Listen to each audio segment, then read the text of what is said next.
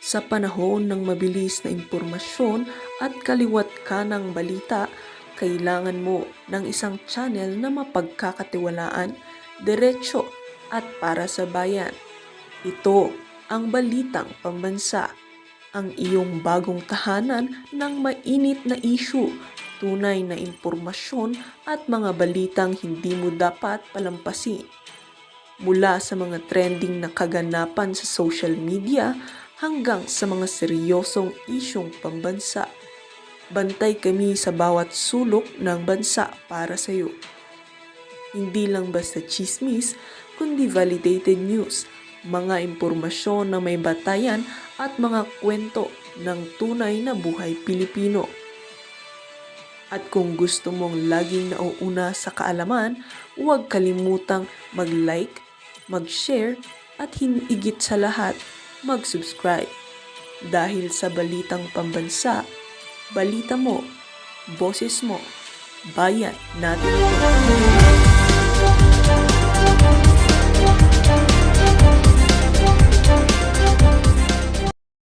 Wala siyang kinalaman dyan sa pagtanggap na yan. Ang concern lang yan kung paano niya i-dribble yung impeachment complaint na yung unang impeachment complaint na i-refer sa komite niya sa Lunes. Diba? Yun lang ang concern yan. Alam na, ano na sila, komportable na sila, kumbaga wala nang natanggap, isa pa lang at sigurado itong siya na to, basura, kaya nating i-dribble yan, di ba? Ano lang muna natin, abangan nun natin sa Lunes. Tayo excited bukas kung anong mga kaganapan dyan sa House of Representatives. Talaga hong babantayan natin yan kasi ika nga pagka ganyan ang ginawa nila dyan sa House, talo na naman ho ang sambayan ng Pilipino. Talo ho tayo eh. Kasi dapat na pag-uusapan kung sino ang talagang mastermind dyan sa mga maanomalyang flood control project na yan. At etong presidente na to, hindi pa ho siya off the hook, iga nga. Siya ho ang nasa gitna ng lahat ng kabalbalan na to. Hindi ho siya pwedeng, hindi ko sali presidente dyan. Ano yan ano to ano pangalan to? Martin Romualdez yan Si Zaldico yan Hindi ho ganun ang pinag-uusapan natin dito. Ang House of Representatives kinasangkapan ng Malacanang para talagang durugin ng mga Duterte noong nakalipas na 3 taon. Pero mapanggang sa ngayong mga panahon na to, base sa ating nakikita, talagang namamayagpag pa ho itong mga Duterte. Ito, malaki ho ang malaki ho ang naging partisipasyon nito nga bakulaw na to sa paninira sa kay Vice President Sara Duterte at dito kay dating Pangulong Rodrigo Duterte. Hoy bakulaw! Kung inaakala mo na nakalimutan na namin yung kawalang yan na ginawa mo sa nakalipas na kongreso, nagkakamali ka dyan. Ipaalala namin sa ating sasambayan ng Pilipino kung gaano kasama ugali mo at kung gaano kawalang kwentang congresswoman. Anything in the House rules or House ethics protocols that defines, okay, Tingnan what nyo, happened? Tingnan nyo, di ba? Nawawala yung mukha niya kasi pati yung tawag dito, yung effects, hindi ho siya ma-recognize na tao siya. Kikita nyo itong mga ali, kitang-kita na tao yung mga yan Talagang tao, pero ito talaga bakulaw na bakulaw, hindi ma-recognize ang filter When the Secretary General herself or himself is away and a formal complaint is lodged, is there not such a provision? I am not certain if there is specific rule. Alam mo yan. Pero ayaw mo sumagot kasi parang pinapahamak mo ang House of Representatives. Ngayon naniniwala na kayo na itong si Bogie D palamuti lang yan. Pero ang kumukumpas pa rin dyan sa House of Representatives si Martin Romualdez. Naniniwala na kayo. On that, but I wish to believe that since impeachment complaint is a very sensitive document, perhaps the staff do not have the necessary confidence to take action or even receive that without the instruction or authority coming from the Secretary General herself. Hindi ganun ka-sensitive nung ang mga kay Andres Bautista nga, 'di ba? Yung dating COMELEC opisyal ng COMELEC ng mapanggang sa ngayong mga panahon na to nagtatago. Yung mama na yon tumanggap lang ho yung assistant ng SecGen. Masyado nyo namang hinahype yung impeachment na. Alam naman namin na ilalaroin nyo lang yan. Pero gusto lang namin mabulgar sa sambayan ng Pilipino kung gaano kayo kawawalang kwentang congressman. But is it also not true that the role of the office of the SecGen in cases of impeachment is only ministerial, meaning sila lang yung tagatanggap? They don't really have to exercise any discretion, Congresswoman, when it comes to that. So how does that work? Pag absent po yung SecGen, even if for other matters, does the office stop functioning or receiving like documents and stuff? Well, I agree that that is a ministerial function. However, it is still the power and the authority of the head of office to decide on that. And if the staff who are around in the office do not have the confidence to decide on the matter, then I believe that there is really a problem if the SecGen is not there and no one is willing to receive the impeachment complaint. And just to clarify, obviously it's the office of the SecGen that is tasked to receive these papers, but does she report to anyone, like is technically like the speaker, is he her boss? And so can he then kind of decide for her in her absence? Well, under the rules, it is really the office of the SecGen who has to receive the impeachment complaint. But I don't think it is necessary for her to report to anyone concerning the discharge of this particular function. Well, Congresswoman, one of the key issues back in the 19th Congress, if we recall, was the timing, particularly when the SecGen would need to transmit this to the office of the Speaker. And there was that word immediately. But how do we define that word? And has this been clarified in Congress already? Well, as far as I am concerned, by immediately, it means right away, no? And as a matter of fact, the first impeachment complaint that was filed against the president, I saw it in the news, has been transmitted already to the office of the speaker. Now, with regards to the second and third impeachment complaint, I could see that it is the availability of the SecGen because, as I heard from the news, she's on official business overseas. That prompted this problem of those impeachment complaints not being received by the office of the Secretary General.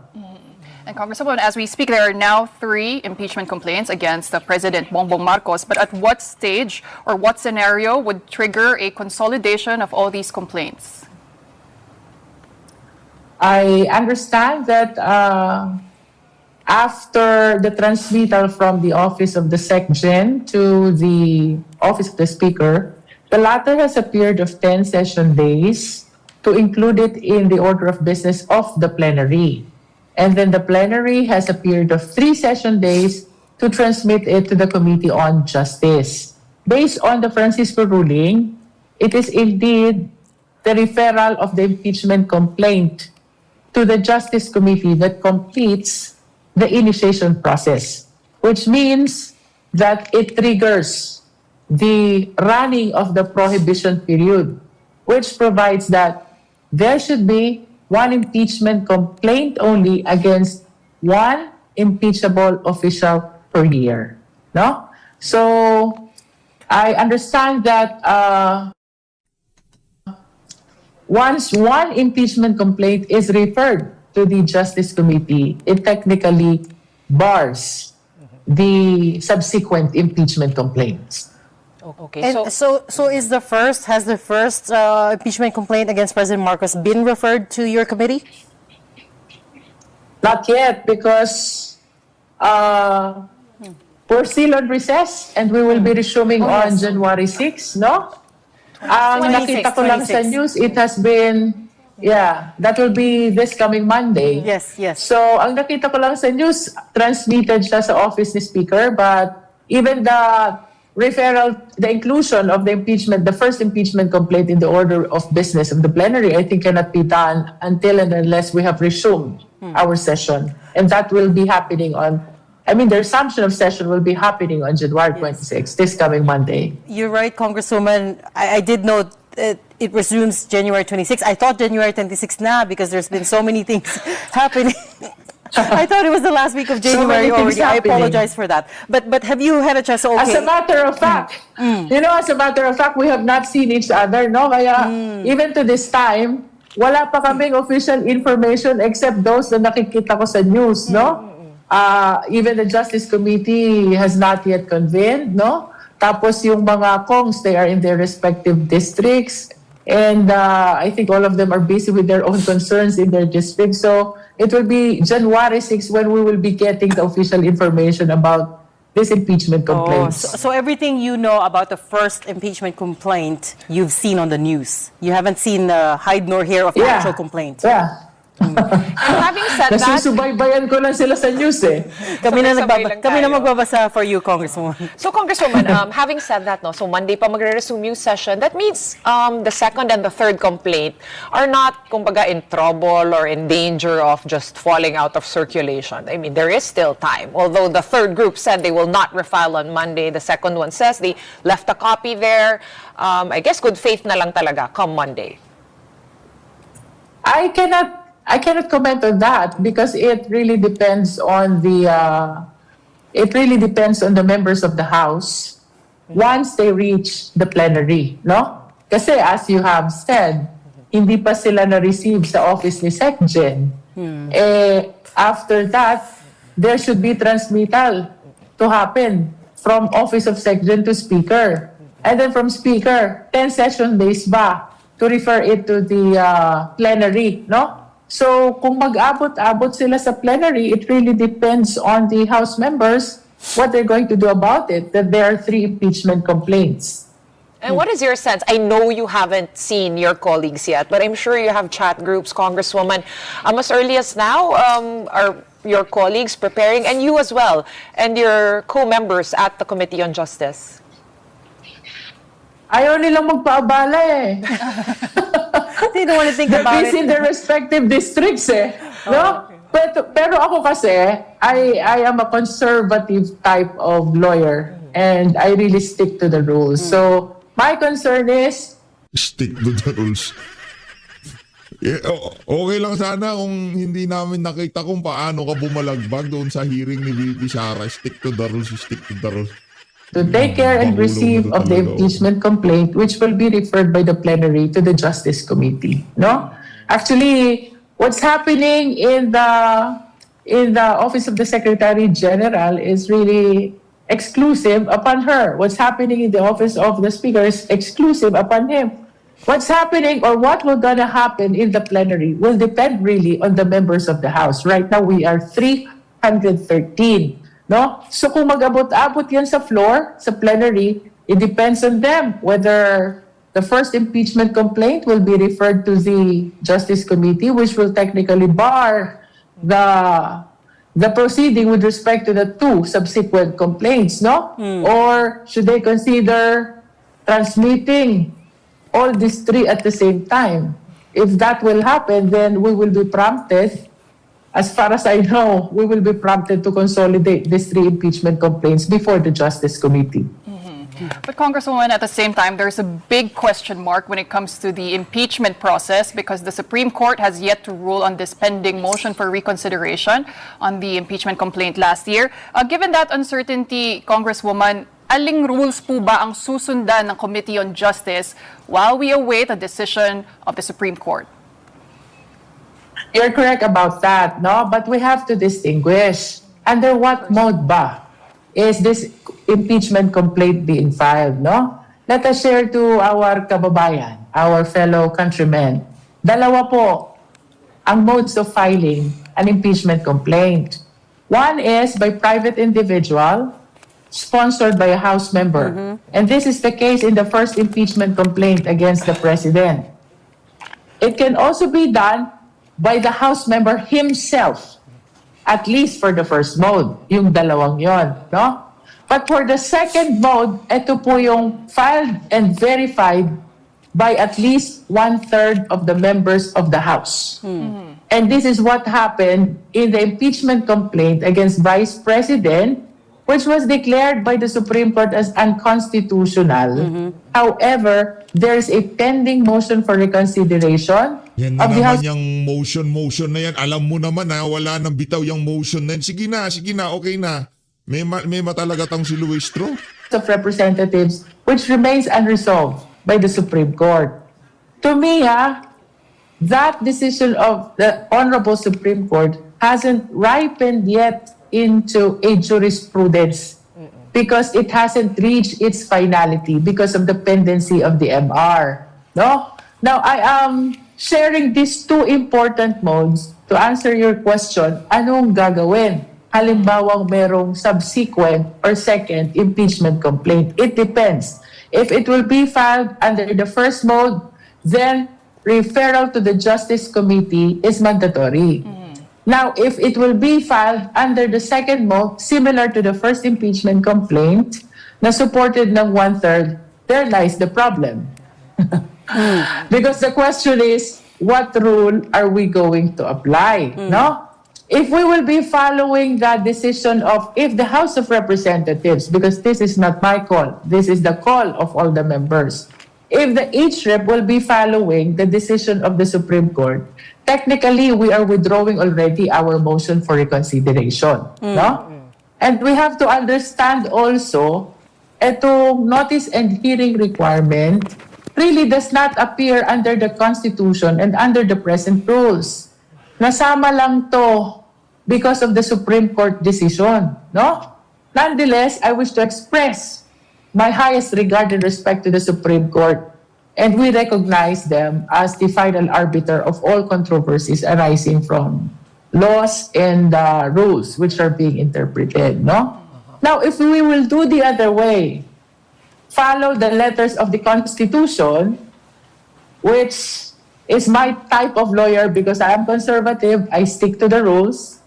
If we will follow the letters of the Constitution, transmit immediately to the Senate, we might be facing another petition, Exactly. another petition questioning the constitutionality of that impeachment. Kasi nga, hindi nyo binibigyan ng pagkakataong sumagot yung mga na ini-impeach nyo. Diba? Ang gusto lang naman ng Korte Suprema, nanggaling sa inyong impeachment, dapat narinig din yung mga punto de vista nung hinahainan nyo ng impeachment. Diyan sa inyong bulwagan na yan. Anak ng toka, gusto nyo kasi mabilisan pagka nagbotohan. Hey, yun na, kaya siya impeach na kagad. Hindi pwede yun. Kahit kay Marcos Jr., hindi tayo papayag ng ganun. Gusto natin mapag-usapan yung mga kabuktutang ginawa niya sa mga nakalipas na panahon. Impeachment complaint, and eventually we might be declared again as unconstitutional. So that is the problem. Exactly. And some people we've spoken to say that perhaps that's the reason the Supreme Court has not decided on that MR yet. Because either way they rule, a lot of people will be upset.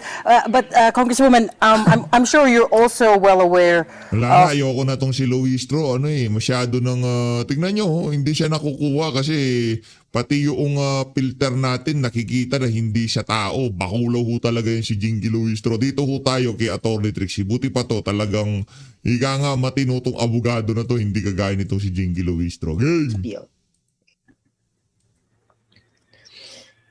Ang pinaka mainit ngayon na talakayan ay tungkol sa impeachment ni Pangulong Bongbong Marcos, Ferdinand Marcos Jr. Ano ang impeachment? Isa itong paraan to hold the president accountable. Ano ba yung accountability? Ibig sabihin, mapanagot ang isang pangulo o leader para sa kanyang mga actions.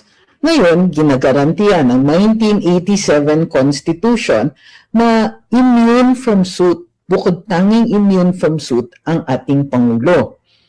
Ngunit may iba't ibang mga paraan para mapanagot siya sa ibang mga aksyon niya bilang presidente. Halimbawa, number 1, judicial accountability.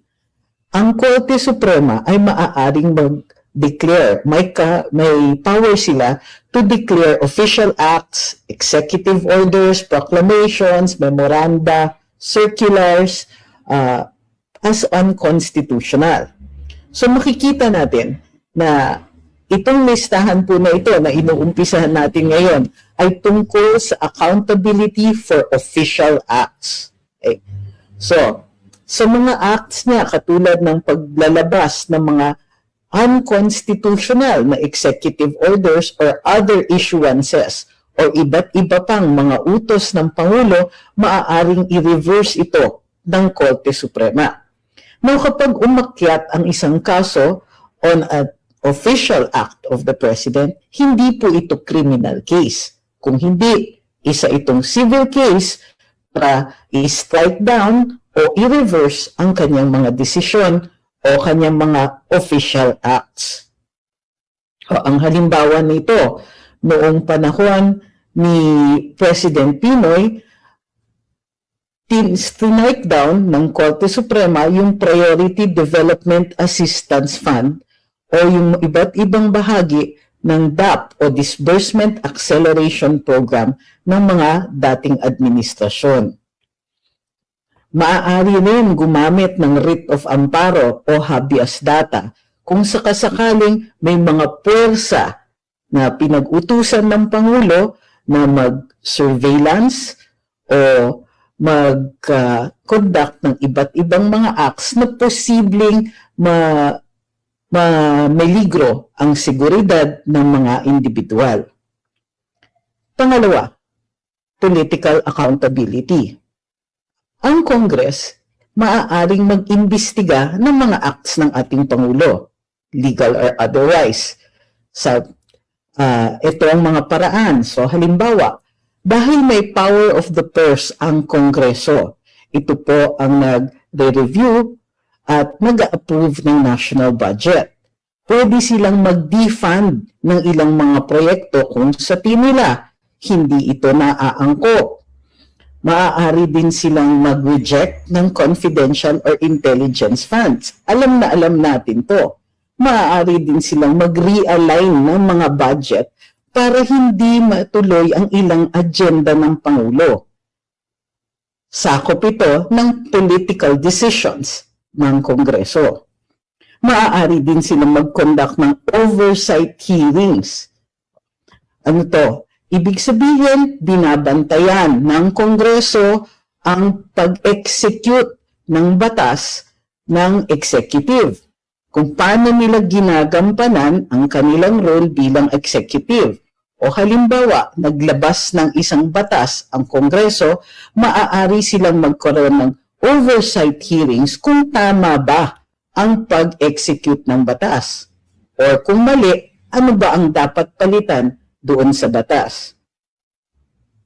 Hindi mapoprosecute din ang Pangulo kung mali ang pag-execute ng batas. Ulitin natin, immune ang Pangulo from criminal acts.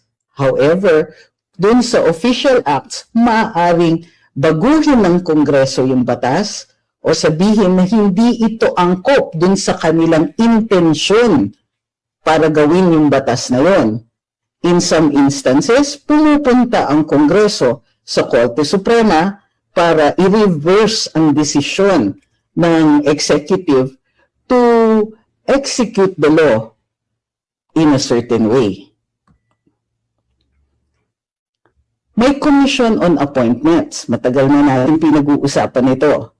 Ang Pangulo ay nag-a-appoint ng cabinet secretaries, ambassadors at certain military officers na kailangan i-review ng Commission on Appointments. Maaaring i-reject or i-bypass ang mga appointments na ito. Nakita natin ito panahon ni Rodrigo Duterte in the case of Ms. Gina Lopez. Nagbago rin ang rules ng Kongreso ng panahon na yon para hindi na kailangan i-reveal ang minutes ng diskusyon ng Commission on Appointments. Very controversial po ito. Gayunpaman, isa itong power ng ating Pangulo to review, power ng Kongreso to check the powers of the executive. Ang Ombudsman naman ay maaaring mag-imbestiga ng acts of the President.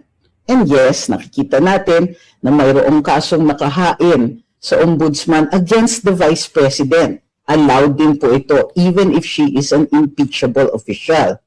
So maaaring mag-imbestiga. Kung may finding, halimbawa, against the President for criminal liability, kailangan intayin na hindi pa siya presidente bago i-file ang kaso na ito. maaaring Ibig sabihin mo pala pagkatapos ng termino nitong si Marcos Jr., marami-rami ho siyang kasong kakaharapin. Kasi ngayon pa lang nakikita na ho natin na ika nga, hindi ho tatantanan na sambay ng Pilipino itong magnanakaw na to pag nagkataon. gamitin din ang ombudsman sa pag-iimbestiga ng mga appointee ng Pangulo kung sila po ay lumalabag sa batas. Ang Declaration of Incapacity. Ito, very controversial ngayon. Well, not exactly controversial, pero ito ang tinatawag natin na currently the elephant in the room. Kailan dinideclare na incapacitated ang Pangulo? When the President is unable to discharge the powers and duties of his office. Yan po ang nakasaad sa ating saligang batas. Kadalasan, ang incapacity niyan ay tungo sa kanyang health. Pwedeng mental, pwedeng physical. Ang magdideklara niyan ay ang kabinet.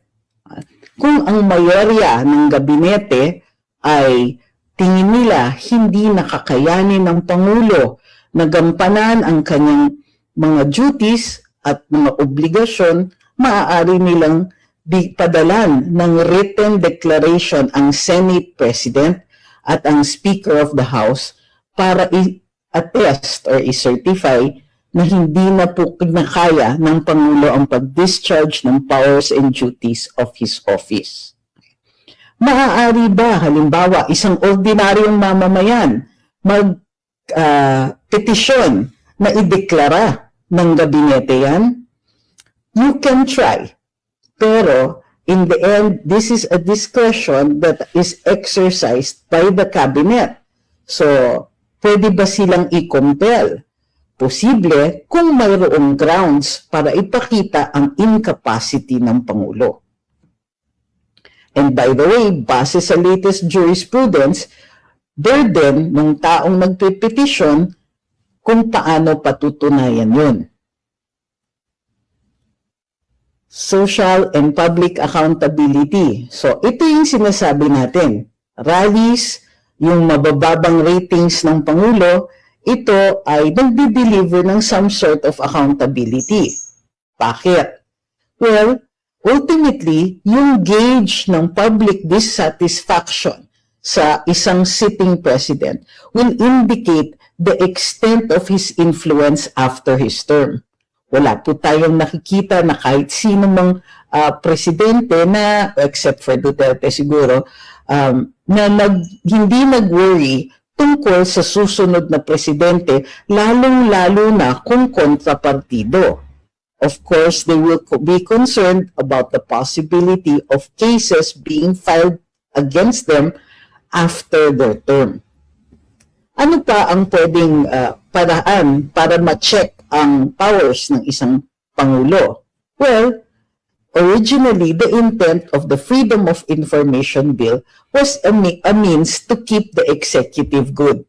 Kumbaga, kailangan mag-disclose. Well, not just the executive, but dapat lahat. Pero, hindi po ito na isabatas. In the end, the President is immune from criminal liability while he is sitting. He is also immune from suit for criminal liability while he is sitting. But he is not immune from civil liability in the reversal of his decisions or the striking down of certain acts that are committed by the executive, particularly by the President. Okay. So ngayon, tignan na po natin ang inyong mga katanungan tungkol dito. Sandali.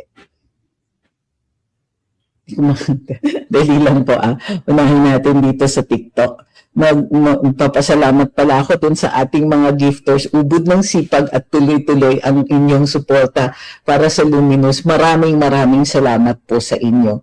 O po natin, ayoko talagang makaligtaan ang pagpapasalamat sa inyo.